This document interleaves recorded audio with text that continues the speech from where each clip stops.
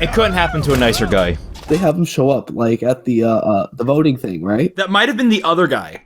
The other guy, or was it the same guy? I don't know which one. I'd have to go back and look. And that would require rewatching episode 1, which was awful. Yeah, no one wants to do that. Episode 1 was terrible. Just, oh, hi, we're just gonna fly right past your military embargo. Not like you built that to keep people out. Fun. Yeah, it's like the Grimm. They're all like worried about those. Or weren't they worried about them showing up in episode 7? Oh yeah, I've heard. Did they completely like skip that? In between episode 7 and, or maybe it was in between 6 and 7. Yeah. It was in between 2 of the episodes, but it was like, oh my god, the Grimm. And then in the next episode, it's like, everything's fine. Yeah, they skipped a riot, and then they skipped a riot plus a Grimm invasion. Like, yeah. But then they showed an invasion later, right? No. Well, not yet. I mean, if you know something about the latest episode. No, I don't know anything about the latest episode. Yeah. So they didn't actually show, they haven't shown any invasions. All right. You know, it's funny. They did a very similar thing in Dragon Prince, the latest season. Oh no. Where it was like in between episodes, it's like they show up in the Dragonlands, and it's just like the dragon who like greets them at the border is like, "You're too late. The Dragon Queen is dead." And then they cut, the credits roll, the next episode starts, and he's like, "Dead, tired. She's been asleep for days." Wait, seriously? They did that? That's like not even. That is like barely an exaggeration. But you're too late. No, she's not dead. That's horrible. That is... That's like 90% exactly what they said in the show. Did they play it for laughs? That's great. They didn't play it for laughs. Oh, they didn't? That's even better. It would have been better if they did exactly what I said instead of what they actually did. Oh, no. All right. Yeah, it's ridiculous. Yeah, Floof, get the fuck out. Yes. All right, adios, amigos. Adios. Yeah, floof. How do you say floof in Spanish? How do you say fluff in Spanish? I know how to say it in Japanese. Fwa-fwa. Oh. I'm not kidding. It's literally just fwa-fwa. That's adorable. Can you please load? My computer is loading slow because garbage. Garbage. Garbaggio. It's Garbaggio. This is Garbaggio. There will be consequences. There will be consequences. You've seen that video, I like how we're haven't you? both quoting different Garbaggios. Probably. No, You're not talking about the Digipro video, right? no, I'm not, because I was making the word Garbaggio up on the fly. Oh, no. It just sounded, I need something to sound vaguely Italian. And then I was just quoting one of my favorite YouTube videos, which is There Will Be Consequences. Oh, okay. Hey everyone, welcome back! New year, new team layout. Yeah, everyone's dead. We've killed everyone else. You need to like this video because Dashie and Ninja are still trapped in 2019. Yes, oh my god. We need you to go to our Patreons right now and fund us our time travel device that we can go back to 2019 and rescue Dashie and Brit. Yeah. from the eternal hell that is 2019. He's a ninja, he assassinated time itself. I mean, they're still stuck on December 29th. Like, it's just not ending for them. Yeah, I know. Yeah, if you want Dashie and Brit back, to all the links in the description, every last one of them. in fact, if you can just send us, like, just direct, your bank account information, Yeah, that would be fun too. that would expedite things quite quickly. I'd appreciate it. We do have a limited team today. Dashie is out sick. Brit is doing his ninja thing. And Yes. last episode of RWBY, Watts turned off the heater. because no one has a personal heater in this setting, and no one turned on their aura to stop freezing to death. You know, the more we look back at that one scene in Volume 1, the less this show makes sense. I mean, you could just get somebody, it'll like touch your forehead, and then it's like, okay, there you go. You're all good. You're literally invincible. You can't be shot. You can't be stabbed unless the writers don't want you alive anymore for arbitrary reasons. It's freezing out here! Without heating or a projected aura, the cold of Solitas can kill you in a matter of hours. You can't freeze to death in this city that's like where survival is hanging by a thread. But wait. They made a big fuss about, like, the heat over in Vacuo. So wait, does it not go the other way? It only protects from the cold, not from the heat. Yeah. So wait, thermodynamics involving aura is just messed. It's not an insulator, it just keeps you warm. Jesus Christ. That makes sense, right? But yes, I got spoiled in this episode, but I can't remember what I got spoiled on, so it'll probably be just as surprising when I see it here. So, let's do this. I'm ready. All right. 3, 2, 1, go. Also, I just remembered, it wasn't RWBY got spoiled on, it was She-Ra. Right, we haven't even seen that yet. Yeah. What's going on? Okay. Is the heat off and out? Hey, Maria, we haven't seen you in a while. They wouldn't just turn the heat off. Would they? Yeah, they would. This is Atlas they're talking about. Yeah. He turns the heat off all the time. In the sky. Oh, this is still happening? Yeah. Skeptical. One man holding 2 council seats. Yes. So they do know. You've been running roughshod all over them, making unilateral decisions without us. I really hate this guy's voice acting. What people intend and what they do aren't always the same, General. I think he's voiced by an animator or somebody. Check it again. All right. Agree with everything that was just said. Oh, Watts. Just screwing him over. What the and the hose? What? I'm trying to prevent Atlas from becoming another beacon, another haven. Yet you don't trust your own council to help you? What happened to Haven? Well, the toilets overflowed one day. They're hoping we already forgot about Volume 5. You're all aware of my semblance. Well, actually, What, no, how? they wouldn't have... How are you all aware of her semblance? Oh, God. Here and Is- now. Just poke him. At least that would be funny. You've got the wrong man on trial. Oh, but it's a lie detector. I mean, if he's lying, don't you want to know? He's been working with him. Is that? Oh, Yeah, oh, okay. Thanks for that. Dr. Watts died in the Paladin incident years ago. There was a paladin incident? Yeah. Too many sick one-liners, right? Play it. Lay off every employee in Mantle if I wasn't trying to get their damn votes for this council seat. You could have your cake. Say fake news. And Oh my God, if he doesn't say fake news, I'm rage quitting this show right now. a seat on the council. All I need is your login credentials to the Atlas network. Nightmare. What? And I will guarantee victory at the Okay. I do like this slow pattern with Ironwood. I always knew you were a good scientist, Doctor. But I never knew you were such a good sailor. Okay. This is ridiculous. I can explain that. That isn't real. Oh, so close. So close. Oh, hi. How's it going? Jacques Schnee, you're under arrest. Can I do that? Okay, that was a good ending line. I like that. Can we do that? Okay. Well, I'm glad that happened. Let's kill the heat on purpose! They'll do anything to control us. Why are Oh, you hey, no, wasting dust? Well, they're making fire. It's kind of what it's for, right? So, Tyrion and Watts didn't even need the dust in Jacques' shop, so this is literally just to cause panic. We brought the chair over here. Now that I know Arthur Watts is alive, Who's that? bad men like Tyrion Callum. That's probably Grandpa Schnee? Grandpa Schnee, yeah. What was his name, William? Watts designed Mantle's entire security network. He used that access to hack the surveillance system and frame someone else for the job. We know.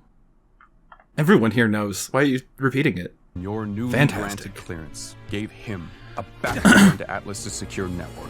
But Weiss already said the Schnee company works with the heating grid, so... Yeah, no, the idea is that, Must like, be that was... tried, not only for treason, but as an accessory to murder. I only intended to win the election. I had nothing to do. Only?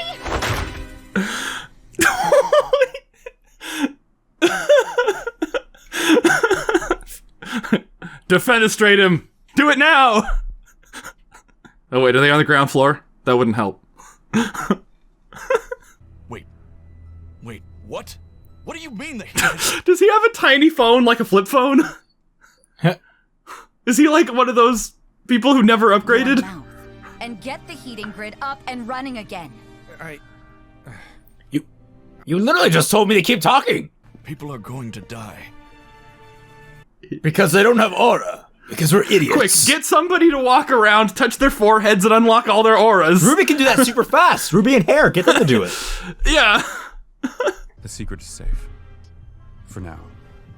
But... Which is why I'm talking about it out loud in this group. I know, right? Can you block his access? It's too late. He's just saying this out loud. Yep. Still here, everyone. How do a disgraced scientist wait, and didn't- disappeared not. serial killer find each other, General? Did he even mention Tyrion yet? Because he's connected with the election night thing. But no one knows about that.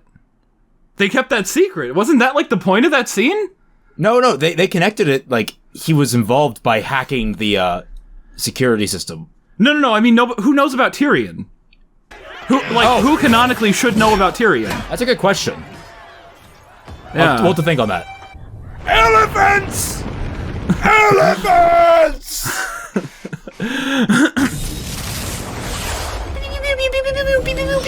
Watch this be super ineffective. Yeah, this is gonna be, yeah. One didn't even fall over. Yeah. they're going full Hideaki on. When did that barrier go down? When did that happen? I don't know. You guys couldn't afford animating a wall going down? Is that the wall that they needed repaired with all of the dust supplies that went to Amity? Seems like a... Was it literally just like a big hole section that just went down? Quick, get some yellow tape. The Grimm are all over Mantle. The air fleet's doing everything they can. Wait, why did you leave the room to come back in? Like, when did that... To get briefed. But wouldn't the person doing the briefing just... No, never mind. Anywhere. Use the fleet If I move the fleet, then Atlas is vulnerable. To what? Other nations? Atlas the isn't nation even that's being still defended. recovering from being attacked. Fleet. The nation that doesn't get... Or the nation that is made up of literal vagrants. Grimm are pouring into the city, but I can't move the fleet lest we become vulnerable.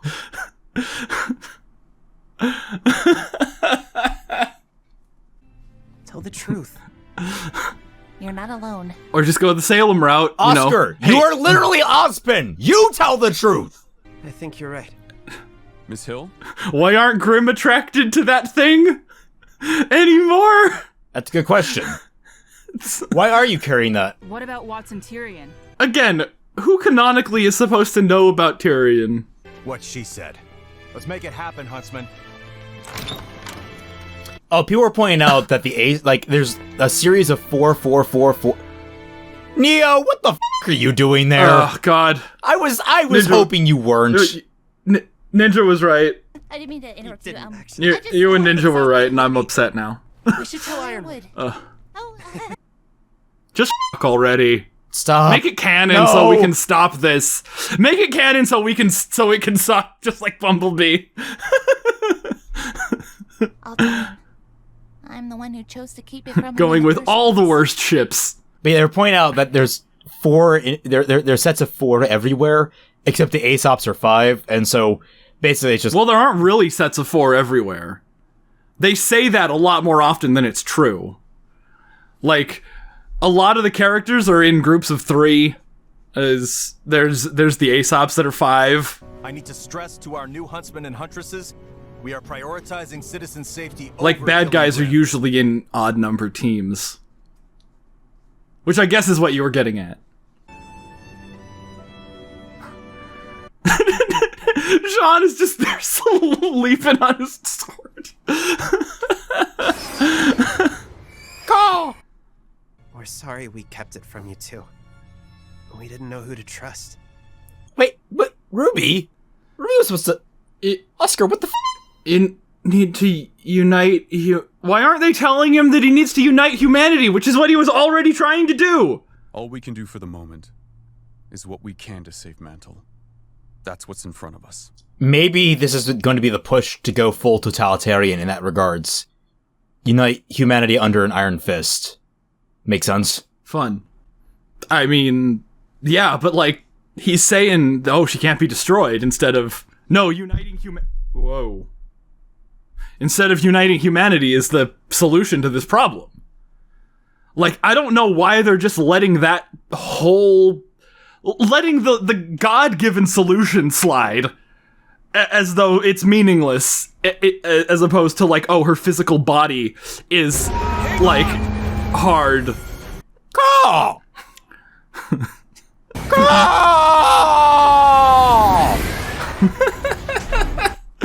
Weiss. What are you? And Blake dies.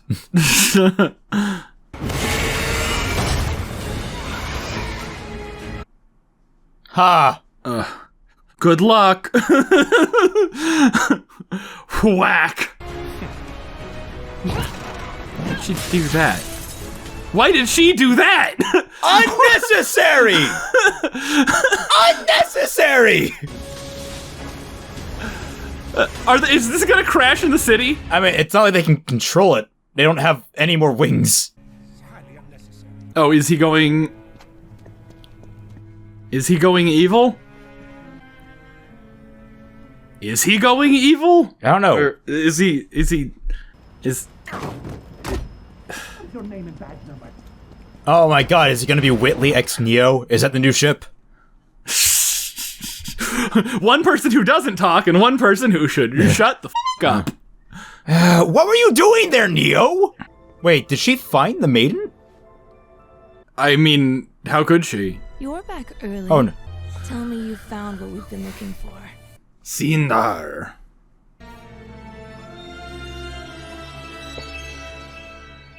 So, did she? Did she?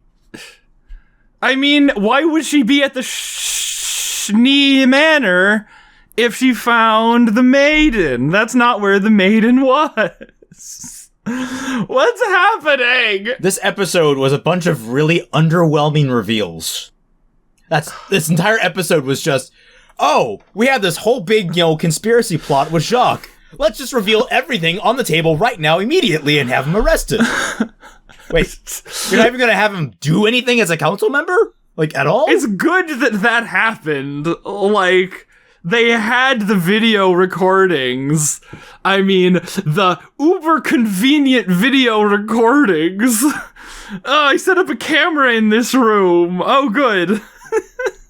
And then, and then you have, but, like, oh, let's reveal the fact that Salem exists to the council members, and they're like, oh, okay, that's very reasonable. That's very reasonable. Okay. It's like, okay, all right, well, what was the big deal with that? The thing is, now everyone's on the same page, and this makes logical sense, but the way it was handled was really underwhelming. You didn't give it any logical twists to it. Like this is like 7 years for the audience, and this is like thousands of years for, Ozpin and Salem. This is like a conflict that's been going on for thousands of years, with the obvious solution of literally just tell everyone it's what literal God wants. If your kind has learned to live in harmony with one another and set aside their differences, then we shall once again live among you. And then it happens, and it's just everyone's like, oh yeah, sounds good. I mean, imagine Carry on, then. If suddenly you were told that Genghis Khan was still alive, and he was like plotting his great revenge to just destroy the world. God, he'd and have the only way to stop him from like unleashing his horde of monsters on you was to sing Kumbaya across the globe. Like for 1 hour. Just 1 hour. That's all we need. Just 1 hour. Just everybody just join hands all across the world and sing. Now, admittedly, I still think that's completely unfeasible to unite humanity, because the entire purpose of humanity is individuality. When you break down the individuality and then family and stuff like that, you get into bigger that's groups. Exactly what Salem said in Volume 6. She's like, humanity sucks, Ozma. We're not going to be able to unite them. We should totally just destroy them all.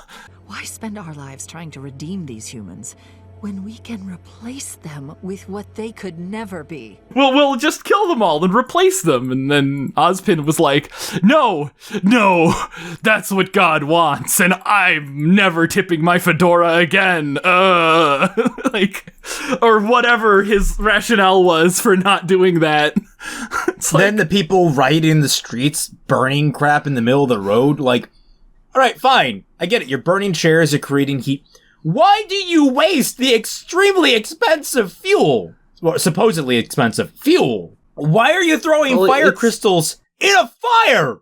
It's already a fire! It's a waste of fire dust! No, they're using it for fire. But there's already fire! There's plenty of fire! Look at that! That's a big old pile of fire right there! You don't need more fire on top of that! Ration your resources to make longer fires, not bigger fires.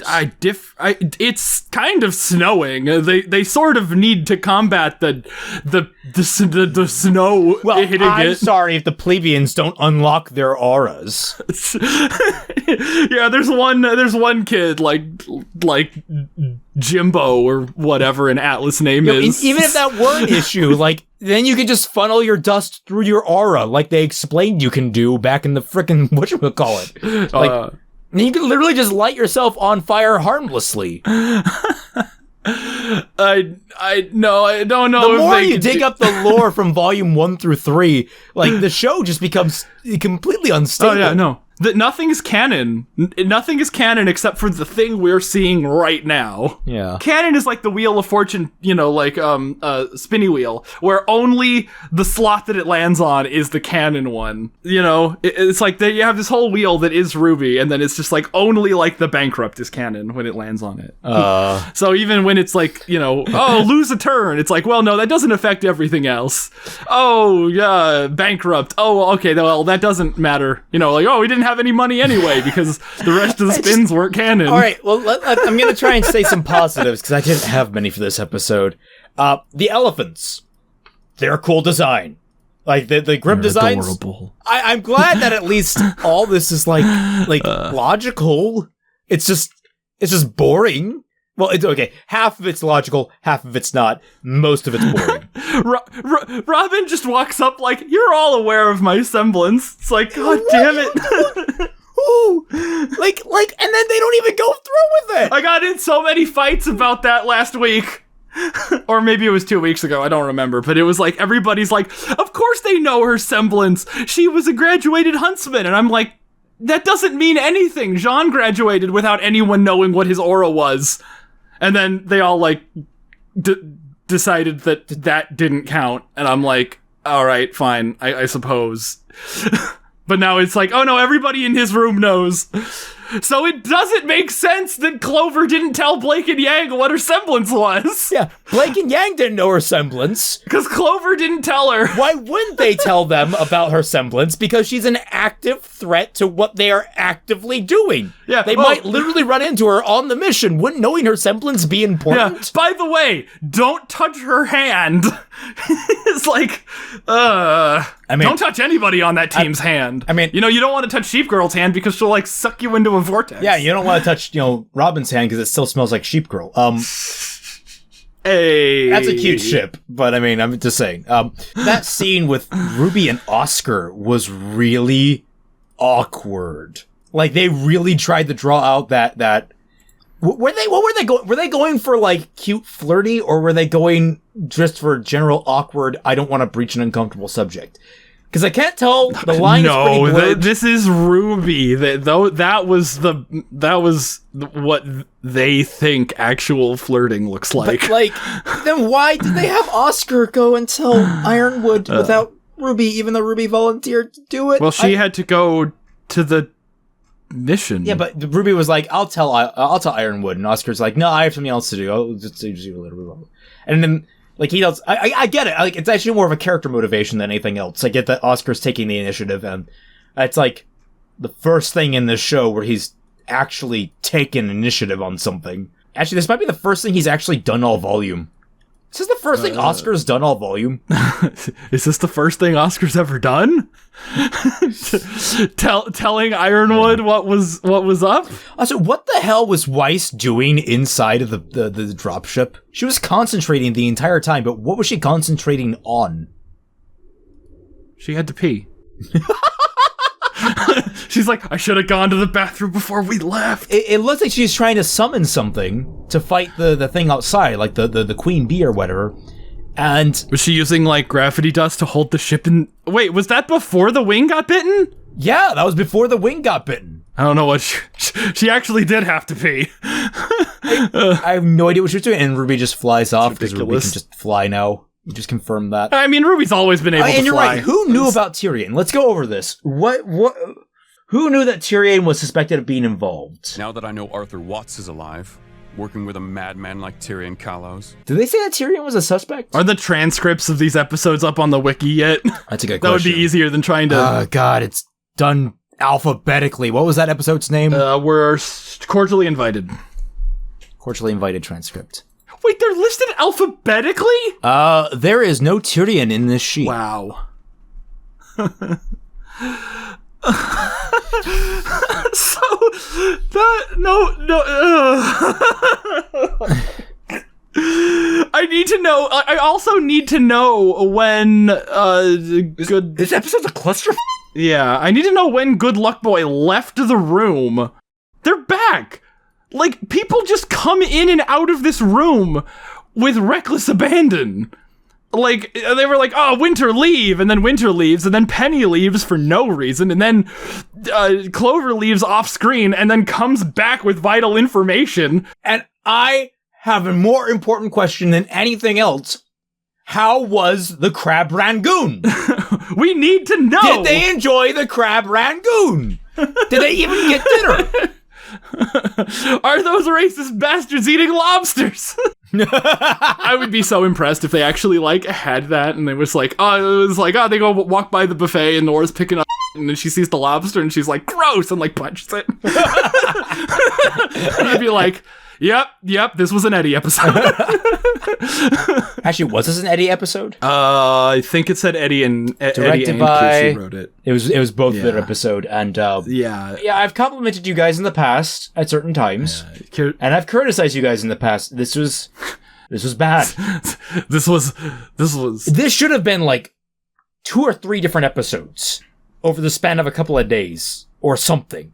No. Maybe not days, but my problem is the actual things in this episode were so anticlimactic that they should have just reconsidered the whole story. Yeah, no, you're not doing any kind of cool subterfuge with Jacques being on the council. You're just, congratulations. Jacques needed to be a council member just long enough to get the login information, but he already... And maybe a select few who oversee critical systems like the heating grid. The heating grid run in partnership with the Schneedas company. There's not really a reason that Tyrion needed a council login when he could have done some backdoor hacking. No, he didn't. Logins. That wasn't the thing.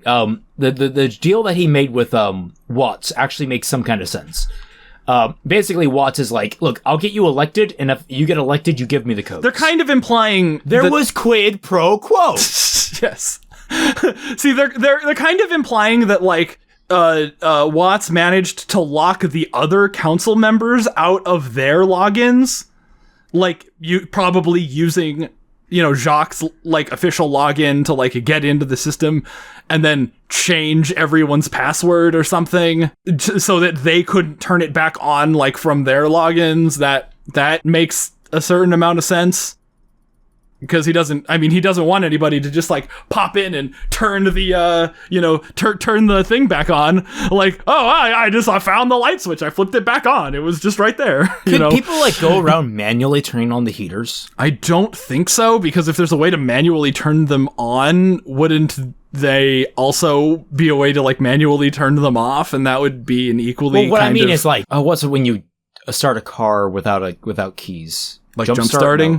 Hotwire. Yeah, hotwire. Couldn't you hotwire them to work? Like, wouldn't that make sense to get like some technicians down there to just manually kickstart I mean, them? Okay, the more electrical things are, like the more mechanical things are, probably the easier they are to manipulate on like a one-to-one level. But the more electrical things are, they're probably much harder to manipulate on like a one-to-one level. They're heaters. It's literally running electricity through a heated coil. That's all a heater is. I mean, you don't know that. It could be magic for all we know.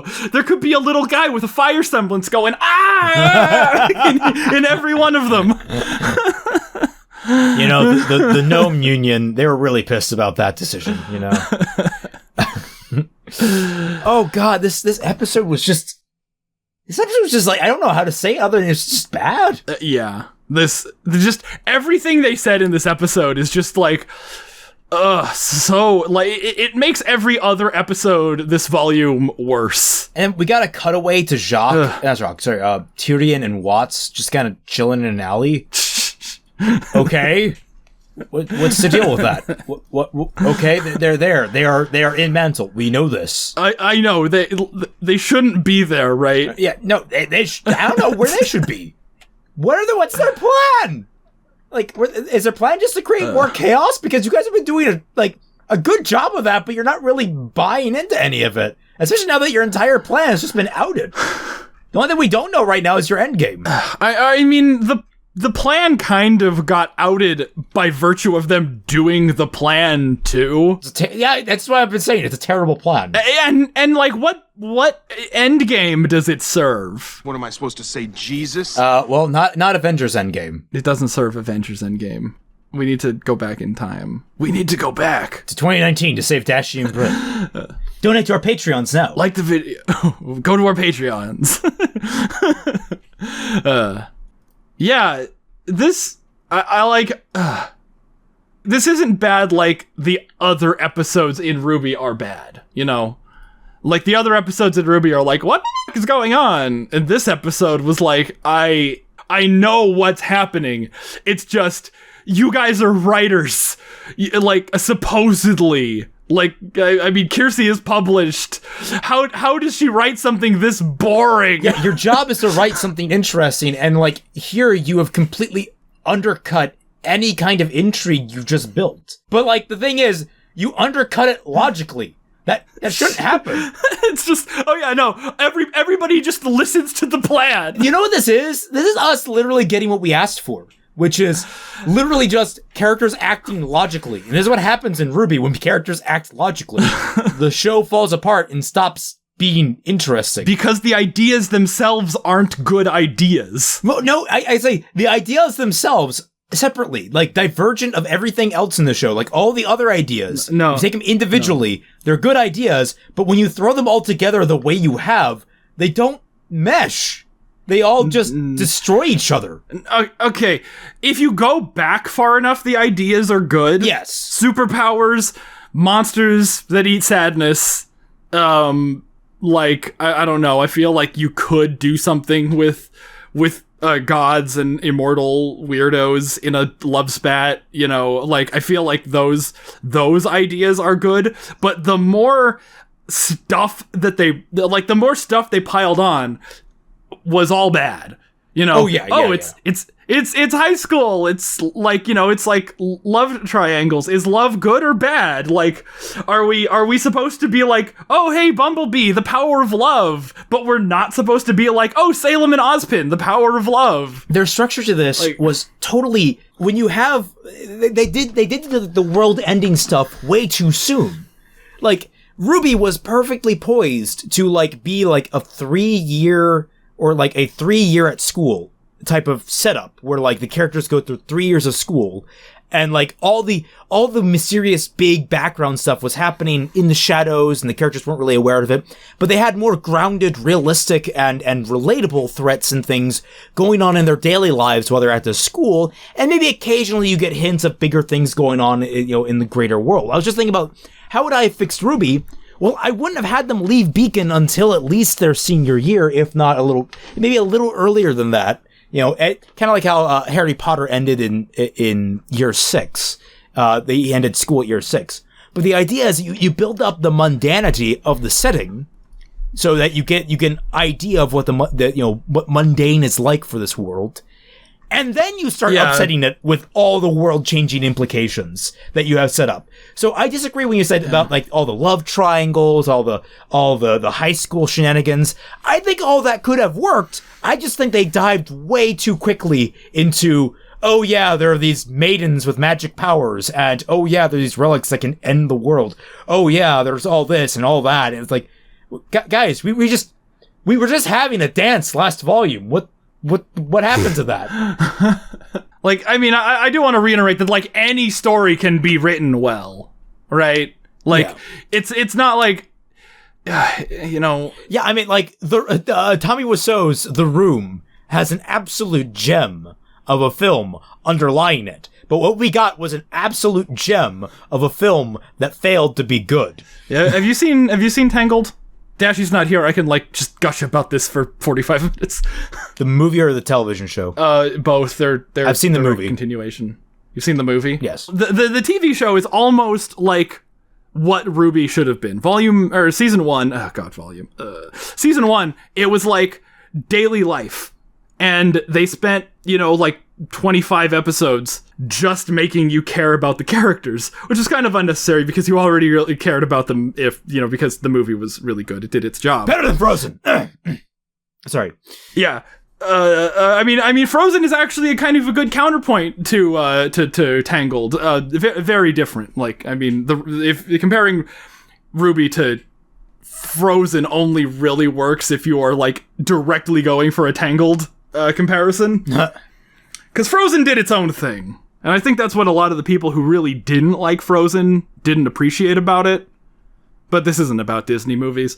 And then in season 2, they go off on this journey to find the Black Rocks, or to find where the Black Rocks are coming from. And over time, all those dynamics and relationships that got built up in the first season were all tested in different ways.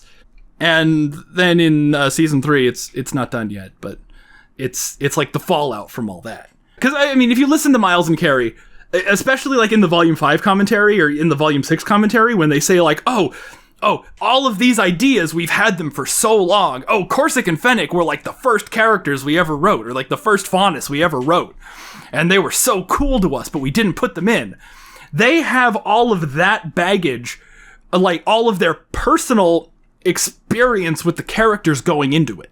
Yeah. They have years of like, oh, Corsic and Fennec, they're sneaky, they're manipulative, they're like this and that. They have their headcanon, and they let their headcanon bleed into the actual canon. Yeah. But they haven't established the headcanon with the actual canon. Like they should. They don't feel the need to actually write those scenes. They're just like, oh, look at this character, he's so cool. And then they just write them in, and they're middle managers who all they do is they pass on Adam's information to Ilya. Like, that's what they did. And then they go and they kill, they go and they try to kill Gira. It's like, oh, great. Those aren't interesting characters. But to them, who have spent years, like, building him up in their heads, those are very interesting characters. They just can't convey that. You raise a very good point, because that happens to me a lot of times, where I'm like writing a character and I'm like, oh, this is gonna be so cool. Oh wait, I need to actually write that to establish that. Yeah. And that needs to go here, and that's really conflicting. And so like you run into conflicts when you do that, because you're not thinking in terms of actually building it. You have to really work your material like clay around each other. It's instead of just throwing a blob of clay and being like, yeah, that's awesome. Mm-hmm. Which, by the way, blobs of clay are typically pretty awesome, but like, yeah, but like that's usually to a creative sense. That's not like delivering a completed product sense. Yeah. Like if you're an artist and someone hands you, hey, this is a ball of clay, you're like, that's awesome. And that's where I think a lot of the RWBY fandom is coming from. The RWBY fandom is full of a lot of creatives who are being handed this big old ball of multicolored clay that they can work with and change and warp as they need. But like, it's a fandom show. Like, RWBY is so open-ended that you can just, like, make up your own OCs and stick them in this big old world, and the world isn't, like, defined enough for any headcanon or fanfiction to not fit. To matter in the long run, or, to not fit. That's a much better way of putting it. Yeah, it's designed like that, but there's nothing in the interim. There's no main thing to focus on. My Little Pony was much the same way, where this world is gigantic, and all of these different criteria that you can base an OC on, and you can tell a fanfiction story about. But the difference is that they had, episodic, like one at a time stories to tell. And RWBY is trying to go for this longer, like serial narrative, but they're not good at it. They're very bad at it because they assume we care because they do. I think that's the main thing. Like, for any writer, at least they care. At least they care. That's an important thing for me to take away, because if they didn't care, like, I think they kind of had a lapse in Volume 5, and I think that's where a lot of problems came from. I think there was a lapse of caring. I mean, and that can happen. In the middle of a project, you can just suddenly lose your passion for it, and then get it back later. It happens. That naturally happens in the creative process. I think one of the bigger problems, like, bigger than caring or not caring, or because honestly, because you can care too much. Yes, you can care. You can. It's so easy to care too much. I think they have a plan, a plan in quotes, that they're trying to stick to, but they don't have enough to fill it out. Like, the thing that was great about Red vs. Blue is that, like, season 1 was supposed to be 6 episodes long. Yep. They were going to make, like, 4 joke episodes. They were going to have Tex stick donut with the, the plasma grenade, and then the last episode was going to be the pink armor gay joke, and that was going to be the end of the series. Like, that was the plan for Red vs. Blue, but it turned into 10 great years and 7 garbage years. Like, okay, so do you think that Red vs. Blue is going to hit season 20, and then it's going to do a full reversal back to being good? Not unless... No. Okay. I was about to say, not unless Bernie starts writing again, but I honestly don't think Bernie cares enough. I think if Bernie wrote again, he would phone it in harder than whoever's writing it now. I mean, how great would that actually be, though? Like, what if he was honest about phoning it in? Like, what if he was, like, absolutely like literally, like, all the characters are on, like, telephones the entire season? See, the thing about Volume 1 is that Matt, Sarge, literally phoned in his lines. There are a lot of episodes in season 1 where Matt was just on the phone doing the Sarge voice, and they were holding the phone up to a microphone. Oh, that's how they got the weird sound effect on him. Yeah. They talk about that in the like season 1, maybe it was season 1, but they talk about that in, like, the commentary, as how, like, there are episodes where Matt is just on the phone, and there are episodes when Jeff is playing Sarge because Matt wasn't available.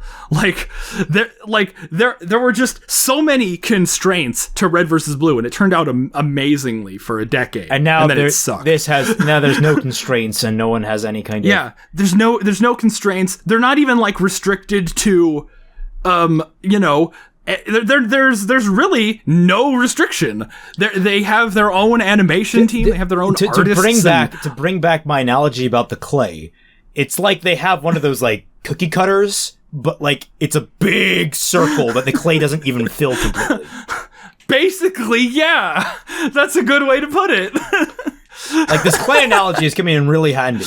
Yeah.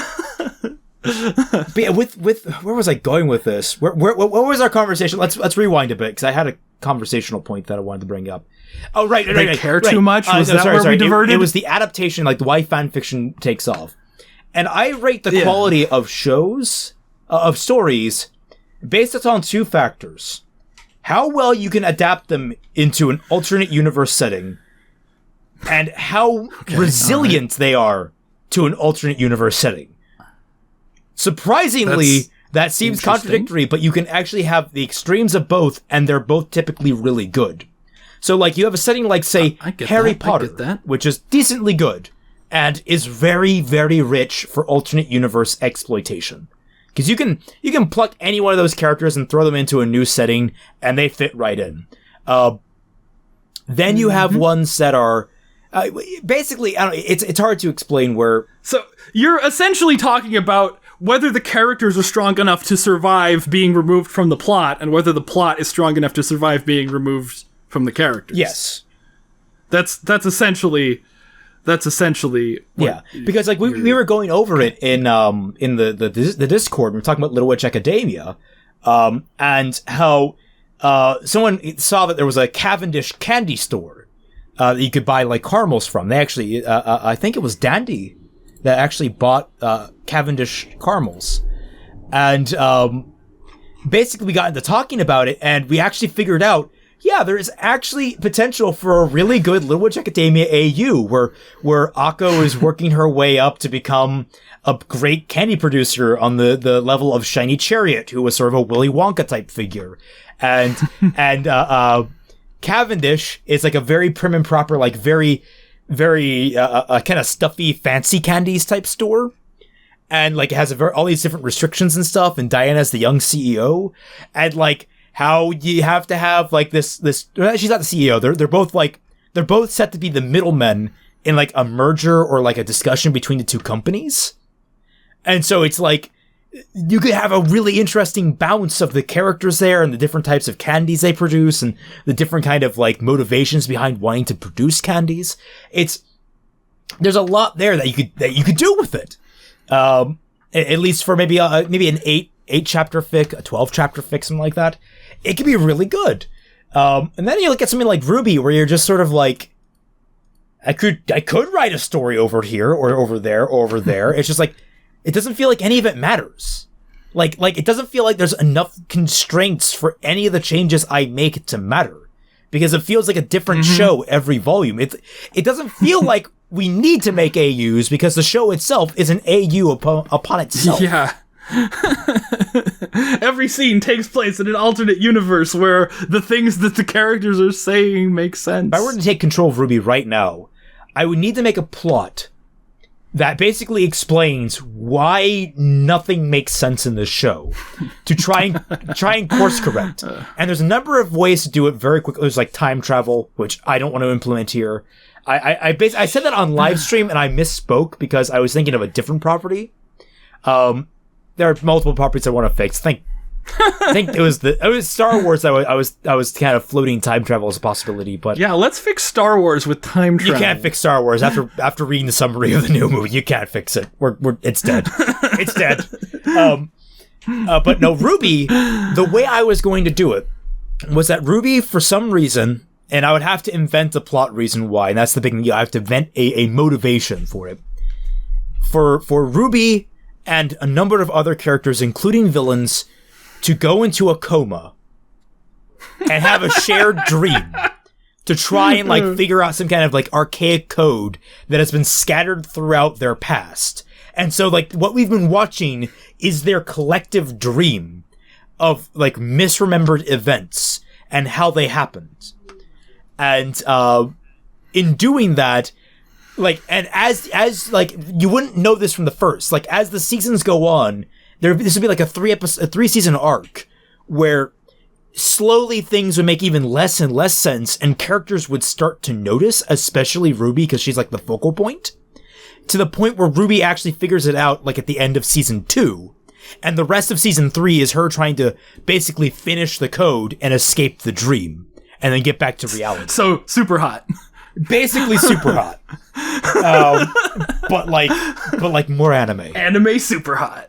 That was my ultimate solution for the problem. I don't know. I feel like if I took over RWBY, like if I just staged a coup and took over Rooster Teeth and had to write RWBY, I wouldn't bother trying to fix it. I would just move on ahead to the end. If I were given the choice, I would just hard reboot.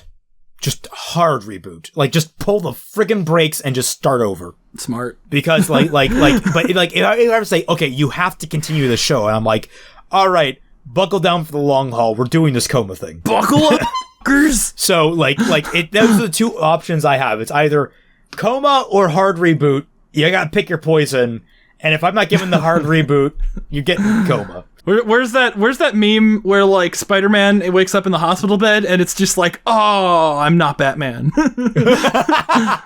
All right, well, let's move on to questions because we have a lot because we asked this yesterday, and people have been stockpiling. So let's see, Cambriel. Fun. RWBY, not a question exactly, just thoughts on everything being solved so easily in the case. Yeah, it's boring. Everything being solved easily. Yeah. Boring. Prophetic Sage, RWBY, what sort of dark ceremony must I perform to have Raymond's RWBY become canon? I don't know. I would make suggestions, but I'm pretty sure they would violate harassment laws. Ross, people don't need all their blood, do they? Someone donates a kidney, they're a hero. I show up with 5 and they call the cops. You must construct a poop Talk garden. about a double standard. Ross, how do you feel about Ironwood's reaction to the truth about Salem? Do you think he took the news too well? Yes. I think he took the news. But I think that they might be leaning towards something. My problem isn't his reaction to the news. My problem is that they didn't tell him the relevant part of the news. They're like, oh, Salem can't be killed. Yeah, but that's irrelevant because you need to unite humanity and then summon the gods. Like, that's the relevant part of what they learned from Jin. At least that's what I thought back when I saw it. And there's a big old god boy standing there like, hey, Ozma, unite humanity. I'll come back. I'll save the world. Is also ignoring the fact that they've even floated the idea. I think Oscar was Oscar there for that? No, he wasn't. For Nora being like, well, she said that Ozpin couldn't kill Salem, but what about someone else? Because literally it was Ozpin asking, how do I kill Salem? The eye is very important when you're making a wish to a genie, all right? I don't know. I don't feel like the way that Salem was like, Salem. The way that RWBY was like, what is Ozpin hiding? And then she gives this whole spiel about a bunch of stuff that Ozpin wasn't even alive for. You know, like, this included all the Ozma stuff, but then it also, like, went on after his death and all this. She answered that question so over the top that I don't think, like, if he said, how do I kill Salem? Like, I don't think she would have given him a straight answer. Like, oh, better, unless she got like over that in the 1,000 years since he asked that question. Possibly. Like back in the day, she was just like a big old, and then now she's like, I'm stuck in this ball. Let me out. I'll answer your questions. Just ask me more questions. No, the thing is, like, I like the idea that Jin just like screwing with Ozpin, specifically just Ozpin. Like she has a vendetta against him. Yeah. Have we disallowed the headcanon that the 4 relic girls are Ozpin's kids? I don't think that's the case, or else we would have... Are we under the impression that Jin is the only relic with a person in it? No. I'm not under that impression yet, because we haven't seen any of the other relics in action aside from the creation, and that one's literally just floating in a box right now. I don't know. I one of the ways I wanted to fix Jin was to have her, you know, not like the lamp that she was in, and be like, if you just don't ask me a question and just speak in vague terms about things you're curious about, I'll just chime in occasionally as long as you never phrase it as a question, and just basically like add Jin to the cast of characters. That's not a bad idea. I kind of like that idea. Cambriel asks, Bet said they'll skip the Grim attack again. I'd say 70. They actually show it. 30. Okay, this is episode 9 out of 13. Last episode had a 4-episode action arc. The volume 5 had a 4-episode action arc. I think that they're actually gonna go into another 4-episode action arc. Yeah, I bet that, because I think 10, 11, 12, and 13 are all going to be ball-numbing action. The hands have tipped. The hands have been tipped. Cambriel, why are they pursuing the one ship that has real-world problem aspects? Teacher and student and great-grandfather-child, according to the Ozma is a source SEW theory. Like, they do realize that even though Oscar looks like a kid, he's becoming a 1,000-year-old man, right? Like, they wrote it, so they have to know. Did Didn't I make that same joke in the abridged? Oh yeah. Let's see. He was asking Prophetic Sage something. It would be really weird, just in the middle of it. It's just like Ruby's Oscar, and then all of a sudden a flip switches and he's Ozpin. Prophetic Sage. That's what 1,000 years of experience does. Prophetic Sage asks, how pointless is it for Neo and Cinder to show up this late in the volume? They're not going to do anything this volume. They're going to just mean next volume. I mean, did this... If they do something this volume, I'll be pissed. Did you get what we're looking for, or did you find what we're looking for? Is that the maiden, and did she find it at Shani Manor somehow? Is the old woman in the cell, in the cage down in Oz? Wait, was the waitress in the room when Amity Arena was explained? I don't think they explained it. Hold on, we can look this up. They cut away to him explaining about Salem. Oh god, and Ironwood was mumbling about Amity Arena out loud in front of people who it's classified information for. I love it. It's like, how do you know about Amity Arena? How does she not? You were literally just mumbling it to yourself like 5 seconds ago. Why are you working so hard to hide the Amity Communications Tower from them? I guess she did say the communication tower, so it made sense. He didn't know that it was a.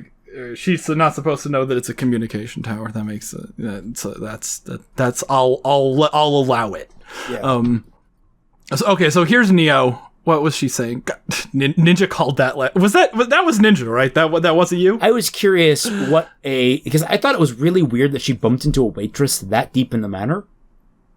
Because I was raising a stink about that. I don't know if it was the same waitress or not. I don't think it was. It had to be the same waitress.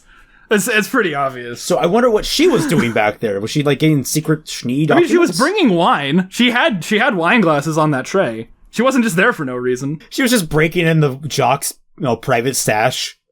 That's all she was doing, just getting some good wine. Okay, back to what I was saying before we got sidetracked by Neo.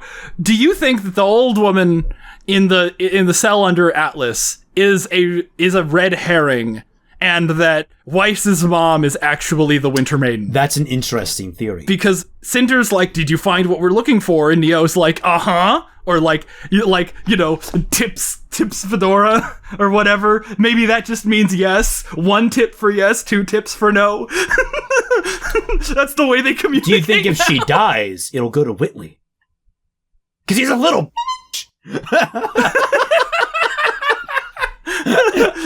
the second trans character in RWBY. No. Alright, so let's see. Ashbarian. Do you think that when Winter or potentially Weiss becomes the Winter Maiden, their semblance will be boosted by the Maiden powers?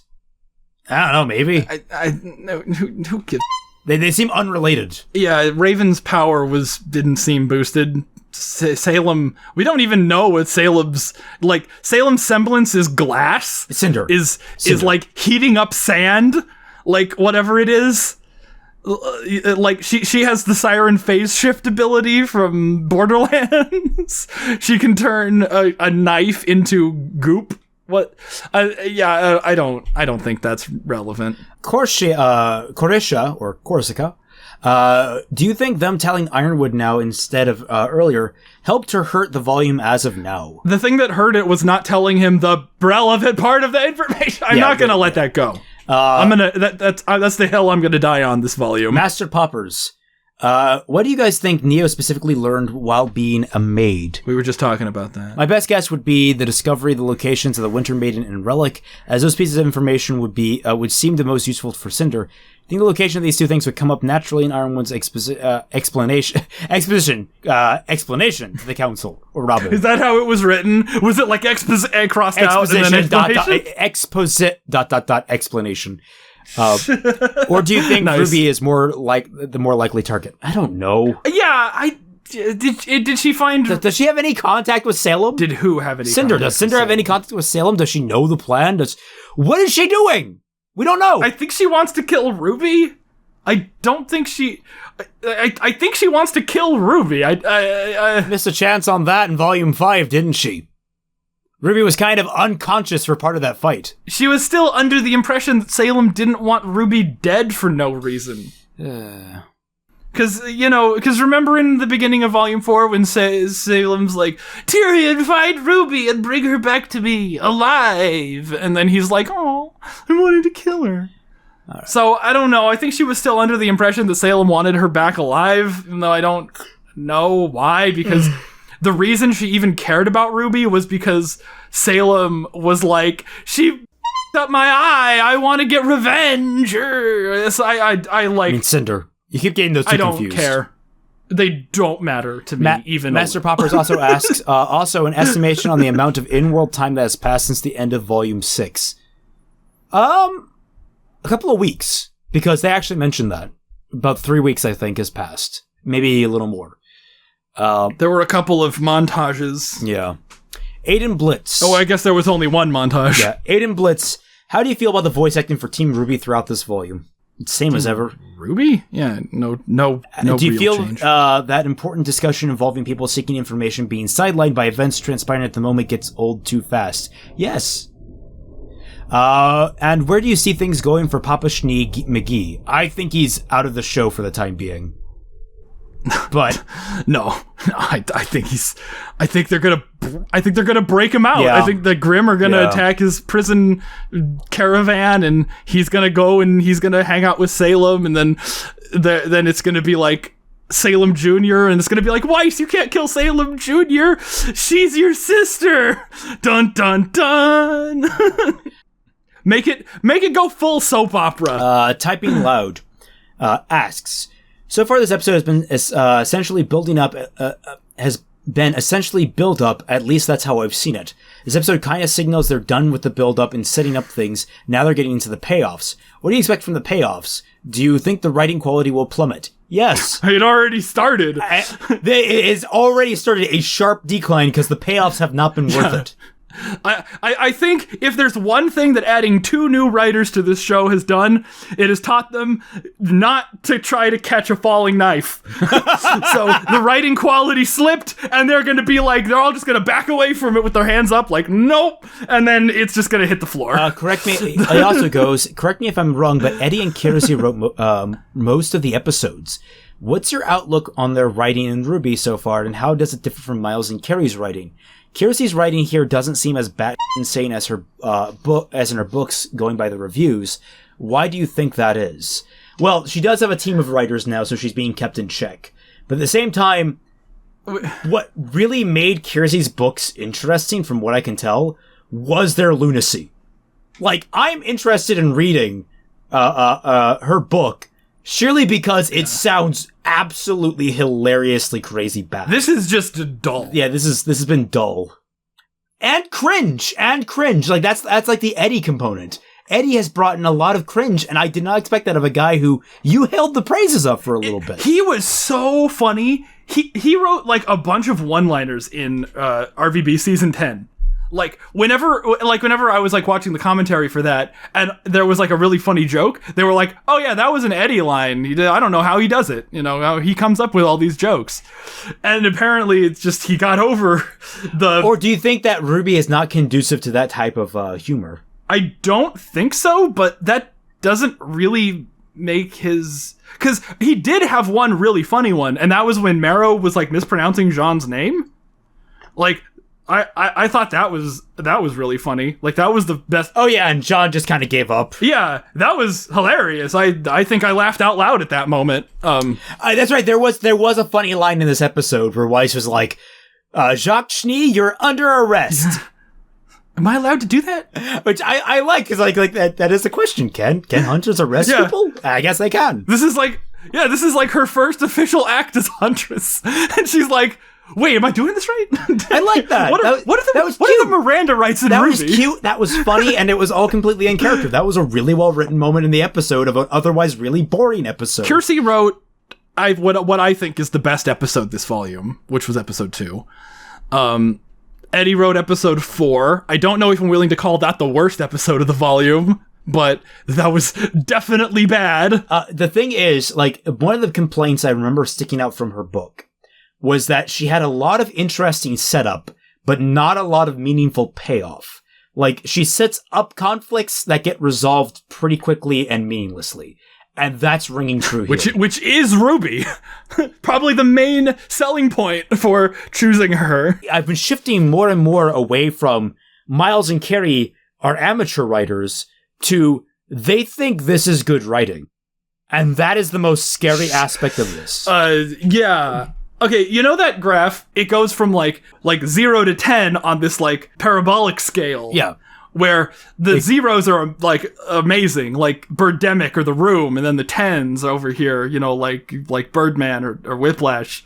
And over the course of the bottom of the graph, you get into like more and more boring stuff. You're just trying to explain the uncanny valley. They're in like the nadir of the watchability curve, if you know what I'm talking about. The 0 point at the point in the middle where it's a 5 on the quality. And it's just nothing for nobody. Yeah. And I think RWBY is kind of like there right now, where it's just like, okay, yes, things are happening. That's what I've wanted since Volume 1, but they're underwhelming things. They're bad. They're bad. They're bad. They're underwhelming things. This isn't like better than any of the other volumes. So do you think that adding the 2 writers improved the writing to the point that it hit that point? I think H Bomber Guy said this, but there's a difference between there being more good and less bad. No, I think it was Curio. I don't know. I'm getting them all confused. But I saw a video where somebody was talking about the difference in writing between adding more good and taking out bad. In between like sequels, and Birdemic 2 was one of their examples where it's just like Birdemic 1, he thought he was making a thriller, and it was garbage. Everybody like just loved it as a comedy. It got a cult following. When he made Birdemic 2, he was making a comedy, and it was just tragic to look at. So like that's the difference between taking out things that are bad and adding in things, and adding like more things that are good. So I think what happened with RWBY was Eddie and Kirsty came in and they were like, see this? This is bad. Take it out. But they didn't like make it any better. They didn't put anything good in place of it. Yeah. They didn't add the poop garden yet. Yeah, the poop garden's not there. They need the poop garden. Kind of like what happened with Volume 4. It's all the bad stayed in place. They just added good on top of it with those good scenes. And that's what like pushed Volume 4 over the edge for me. And that's like almost like the same thing with like the first half of Volume 6. It was like, yes, all the bad was still there, but there was good stacked on top. So it's like that kind of like bad and good are both like take up physical volume on the entertainment. Yeah, it's like they don't balance each other out. Like that's not how that works. There's a really good Doctor Who quote of like, there's a lot of bad things in life, but there's also a lot of good things. They don't balance each other out, but they make each other kind of worth it. Yeah. And they're both very important to have. At least in regards to life. In writing, you want all good stuff. You want that scale to be as one-sided as possible.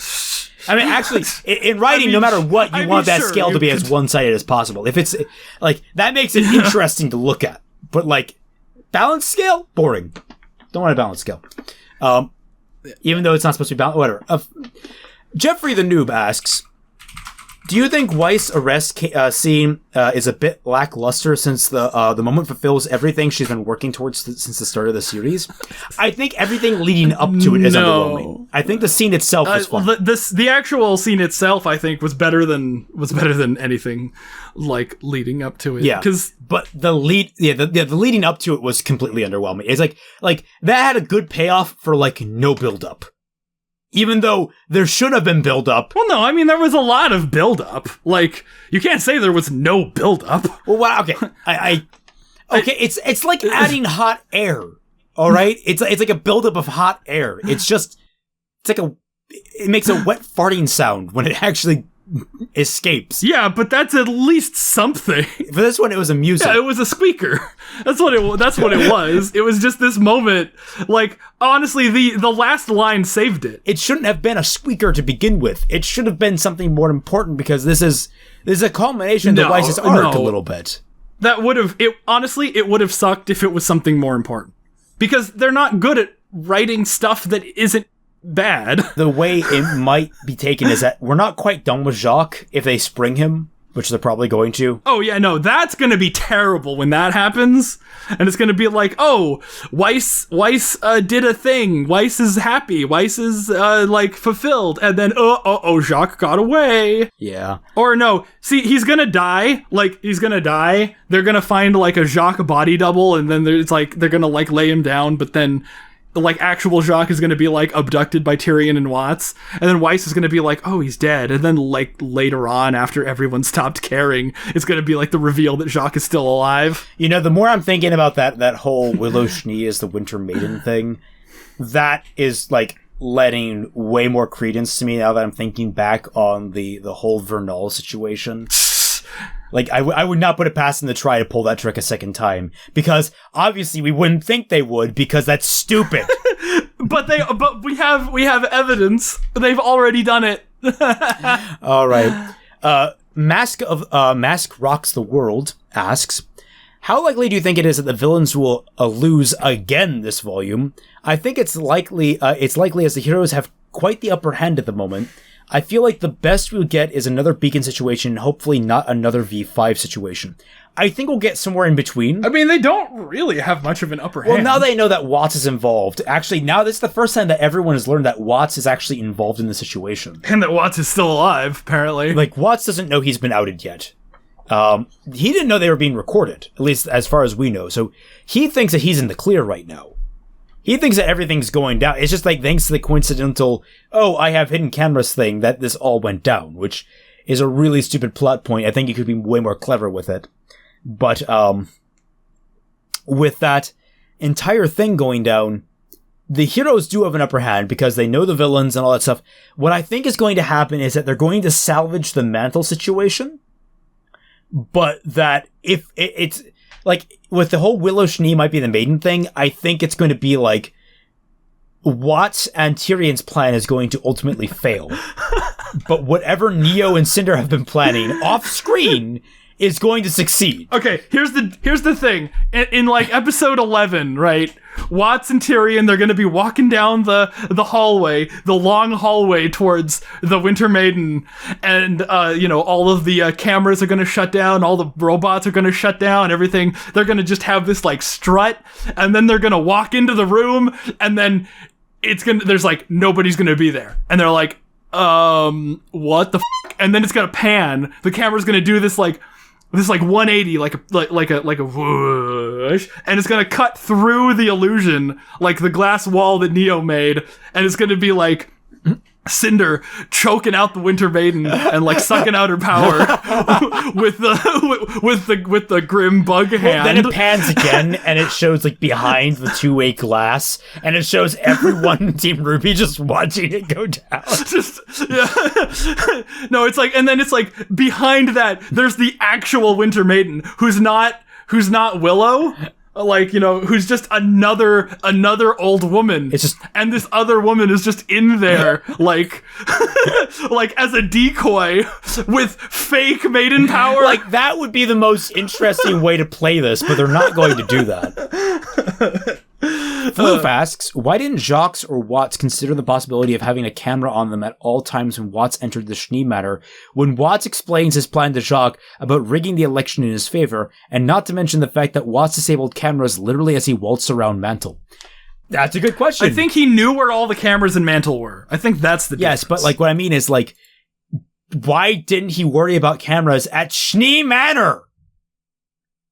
Why would there be cameras in Schnee Manor? Because it's Schnee Manor. They're rich. They would need a security system. I suppose. And if he can hack Schnee Manor's security system, why does he need Jacques' help? But it wasn't a camera that was hooked up to the security system. It was a camera. It was like an aftermarket wireless camera that Willow bought on Amazon. Yeah, it is. But what I'm saying is like did he, if he hacked the cameras at Schnee Manor, then why did he need Jacques' help to hack to get access to the heating grid? He could just hack security. Well, I mean, at Schnee Manor. Didn't we determine in this episode that he needed the login information to lock all the other council members out of their logins? I guess there's some ways that he could. I don't know. The situation is weird. We don't have enough information. Like, I don't know why he needed to be a counselor, but like, I don't think it was specifically to disable the heating grid, because Weiss said, "Oh, the heating grid is hooked up to the Schnee system." Like, I think it was for something else. Huh? Yeah, and I don't know. It's all there's some stupid going on there. There's a lot stupid going on there. Daddy Dandy. Yeah, there's a lot to asks, is this where the plot begins? If not, where did it begin? No, it begins in volume 9. Floof asks, well, we don't know what the plot is. Floof doesn't actually have a question for this one. It's a post to his Twitter where he's like, this is an extremely stupid and ineffective means of keeping warm by burning this material outside of their homes. They just let the heat go to waste as it flies up into the atmosphere. Why does no one have a personal heater in their own home? Good question. Yeah. If we want to go with the quote-unquote logical answer, it's because they didn't need a heater in their own homes. But, like, why does no one have a heater? I need a heater in my home. We have heaters. Because it gets cold. I live in California and I have a heater in my room. It saves money. Daddy Dandy asks, for an advanced military civilization in the frozen wasteland, forgetting how to make / use fireplaces is kind of ironic, yeah?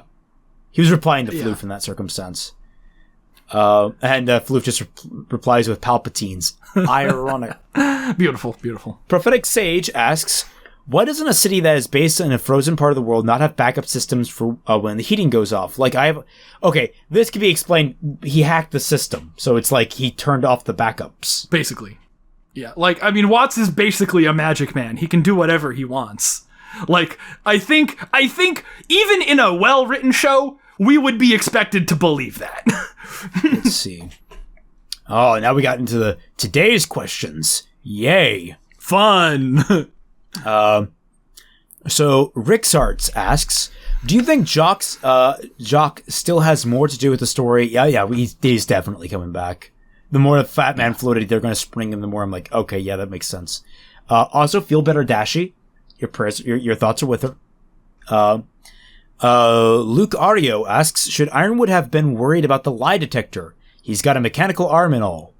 We don't know. I think it's aura. It's aura based, and aura goes around the arm, so. GQ Smith asks, how did Neo and Cinder get in Atlas without getting captured? We don't know. The same way RWBY and the rest of the dips did. They just flew right past and the blockade did nothing. He also asks, the hole in Mantle is never explained. Just a plot device for the Grimm to invade? Yep. I think it is explained because Robin says we need those supplies to fix the wall. I think that's... But why is there a hole in the wall to begin with? It's because your mom sat on it. Oh man, why you had to go there? God. Gingerbread Powers asks, what do you think about Jocks having a clip-on tie being canon now? Kind of funny. Yeah, I'll take it. He's a busy man. You think he has time to tie a tie? GQ Smith asks again, what do you think will happen to Whitley after his father getting arrested? Well, I think they'll cut away from the action, and Weiss will go back and have a loving heart-to-heart with her little brother, or they're going to go full Game of Thrones with him and his mother. But, that's always an option. After that Addie video, I will never look at the Schnee family ever again the same way. The Young Kaiser asks, one thing I noticed about Ironwood and his whole deal this volume is that a YouTuber brought to my attention. Don't you think he should have told the council at the very least about Amity Communication Tower? If he had done that while leaving the Salem stuff, I doubt he'd be in as big of a mess as he is now. I tried my best to wrap my head around it, but I just don't know why he thought keeping them out of the loop about Amity at all was a good idea, but both logically and emotionally. Unless there's something I'm forgetting that is. Okay, well, this comes back to, the question is, does the president know what's in Area 51? It's a logical question. Does the president of the United States know what's in Area 51? He should have shown up at the f***ing raid. I mean, that would have been great if Trump showed up at Area 51. What are they going to do? Arrest the president for entering a government facility? Can they do that? Can they do that? Yeah. His name is on the lease. That's why you need to vote for Kanye. He's the only president that said he was going to do that. But no, I mean, I think the thing with Ironwood is that he didn't want loose ends. He didn't want, like, another council member who was less prepared to be kidnapped by one of Salem's people and interrogated. Like, I just think that he was trying to keep this at the least loose ends as possible. Yeah. Dr. New Year, Dr. Pepper, asks, what do you think about the Weiss-Schnee Law and Order scene? I think we agree that it was the best scene of this episode. Best scene of this episode, even though the build-up was really bad. Or I'd say, I found the build-up lackluster. Even though there was build-up, it was just kind of there. Like, the most important thing, like, the thing I liked most about that build-up scene was the whole Ironwood slowly walking around the table, but then they didn't do anything with that. So it was like... He was just standing at Jacques' side. He wasn't like, I was hoping that he was like going to walk over the Jacques and just deck him. Like, that would have been great. Because like you could, like, that would have been like a moment for Ironwood to be like, I've been living with this crap for months, and now I have a target I can basically just go all out on. I wanted like Robin to just be like, no, this, and like throw him out the window. But then I'm like, oh wait, like Schnee Manor's only like 2 stories. I think he would survive that fall and just run away, and they'd be like, chase him. Young Kaiser gives us the last question, which is, do you think we'll get any more from Willow this volume past this point? I think there's at least a 30% chance that she's the Winter Maiden. Yeah, I would go with those odds. 30% chance she's the actual Winter Maiden and that everything else has been a decoy. Which, like, that would be weird because, like, would Winter be in on it? And would that mean she had lied to Weiss? I don't think Winter would be in on it. I think that would be like the moment when it's just like Freya dies and then Winter doesn't get the power, and then she's like, "What the? Where's the power?" And then Ironwood's like not worried about it, and she's like, "Why aren't you worried about it? What aren't you telling me?" And then they would have angry sex. It's more likely that her mother will die and she'll just suddenly get the power. Oh no! If Willow turns out to be the Winter Maiden, then the power could equally go between Weiss or Winter. So we might be starting with the frickin' blocks falling towards Weiss getting, like, all 4 of the RWBY girls getting the maiden powers. All over again! Fun. What are the odds that 2 people from completely different backgrounds wound up on the same team at Beacon, and both of their mothers ended up being maidens? I mean, isn't that just explained by, like, Ozpin is omniscient? Even though he's not, his Ozpin semblance is just reading the script? Maybe that was like Ozpin's, you know, like not Ozma. What are the odds of them being in the same year at school? What are the odds of 3 of them being in the same year at school? Think about this for a minute. Because technically speaking, RWBY by proxy is related to Raven. So it's technically speaking, she's an Jesus Christ, she's an in-law. So that doesn't count. Oh god, I want somebody to like edit the Cyanide and Happiness comic where it's just like, here, meet my mother-in-law, and it's you know, Yang and Summer, and it's just like, oh, and here, meet my mother in crime, and it's Raven.